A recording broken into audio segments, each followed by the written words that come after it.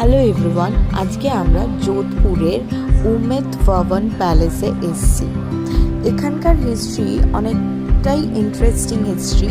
সেটা হচ্ছে আজ থেকে প্রায় 1920 সালে সময় এখানকার রাজ্যবাসীরা, যেমন ফার্মার বা মারওয়াররা, অনেক বড় একটা বিপদে পড়েছিল। তারা ঠিক মতন সারভাইভ করতে পারছিল না এখানে, কারণ সেখানে বৃষ্টি হচ্ছিল না, সব জমি জমা শুকিয়ে যাচ্ছিল। সেই টাইমে সমস্ত ফার্মাররা মানে চাষিরা রাজার কাছে এসে তাদের অসুবিধার কথা জানিয়েছিল। সেই সময়কার রাজা ছিল মহারাজা উমেদ সিং। সেই মহারাজা উমেদ সিং তখন তাদের সেই দুর্দশা তখন এই প্যালেসটি নির্মিত করা হয়। তাই এই প্যালেসটিকে প্রাইভেট রেসিডেন্সি বলা হয়।